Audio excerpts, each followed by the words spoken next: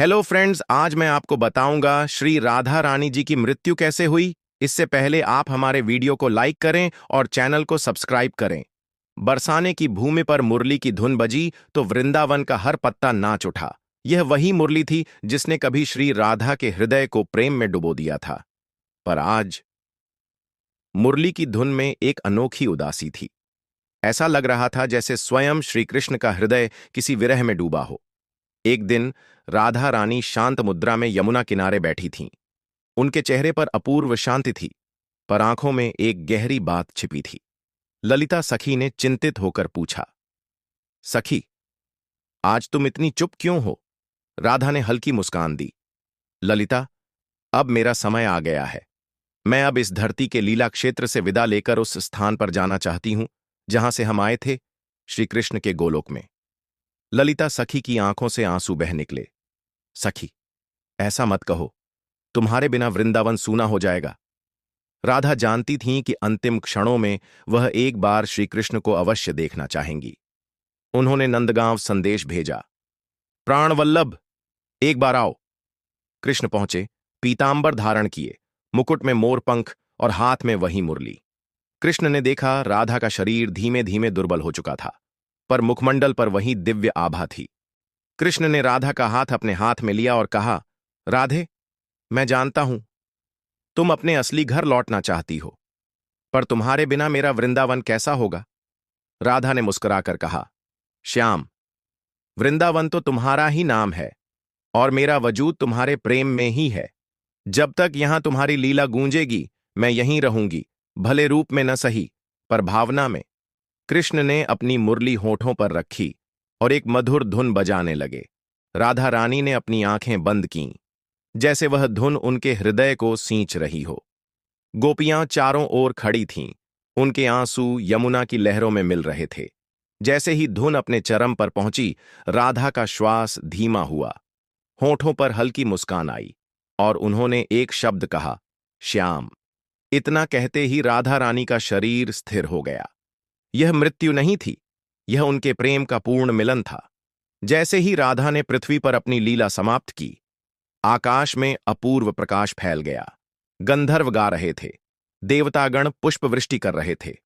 राधा रानी का दिव्य स्वरूप एक उज्ज्वल किरण बनकर श्री कृष्ण के गोलोक धाम में प्रविष्ट हुआ।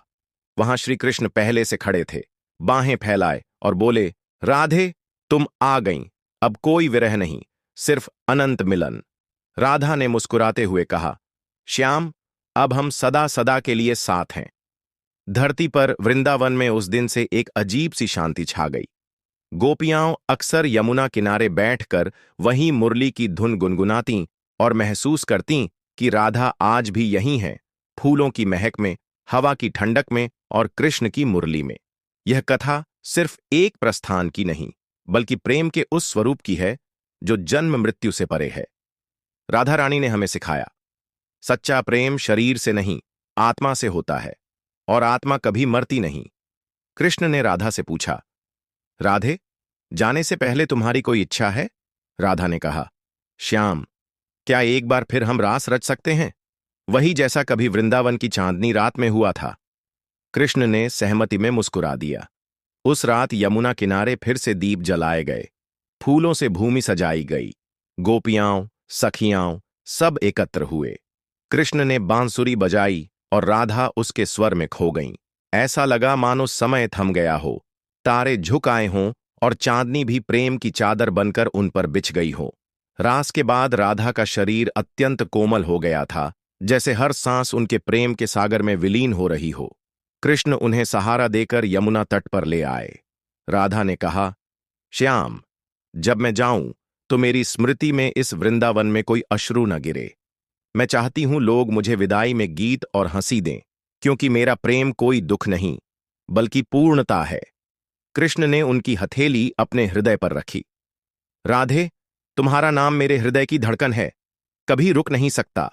जैसे ही सुबह हुई, आकाश में एक अद्भुत दृश्य प्रकट हुआ। सूरज की पहली किरण राधा पर पड़ी और उनका चेहरा ऐसे चमक उठा जैसे स्वयं चंद्रमा सूरज को आलिंगन कर रहा हो। देवदूत पुष्प वृष्टि कर रहे थे और आकाश में वीणा और मृदंग की ध्वनि गूंज रही थी। राधा का श्वास धीरे धीरे थम रहा था, लेकिन उनकी मुस्कान और भी गहरी होती जा रही थी। उन्होंने कृष्ण को आखिरी बार देखा। श्याम, मेरे प्राण, मैं तुम्हारे पास लौट रही हूं। कृष्ण ने उनकी आंखों में देखा और बिना शब्द कहे सब कुछ कह दिया। मुरली की धुन बजी और उसी धुन में राधा रानी का सांस रुक गया। शरीर यहीं रहा, आत्मा सीधा गोलोक धाम को चली गई। उस क्षण पूरा वृंदावन मौन हो गया। पक्षियों ने गाना बंद कर दिया, यमुना की लहरें थम गईं और हवा ने भी अपनी गति रोक दी। गोपियां रो रही थीं, पर साथ ही एक दिव्य शांति उनके हृदय को छू रही थी, मानो राधा अब और भी पास हैं। ललिता सखी ने कहा, सखी चली गई, पर उसकी महक इस वृंदावन में हमेशा रहेगी। गोलोक में राधा का स्वरूप पहले से भी उज्ज्वल हो गया। कृष्ण ने उनका स्वागत मोरपंख से सजे स्वर्ण सिंहासन पर किया। वहां कोई विरह नहीं था, कोई अश्रु नहीं, केवल अनंत प्रेम की धारा। राधा और कृष्ण ने एक दूसरे को आलिंगन किया और गोलोक में रास पुनः आरंभ हुआ, जहां समय और मृत्यु का कोई अस्तित्व नहीं। राधा रानी का जाना केवल एक देह का त्याग था, प्रेम का अंत नहीं। वह आज भी हर भक्त के हृदय में, हर मुरली की धुन में और हर वृंदावन के फूल में जीवित हैं। उनकी कथा हमें यह सिखाती है, सच्चा प्रेम शरीर से नहीं, आत्मा से जुड़ता है और आत्मा कभी विदा नहीं होती।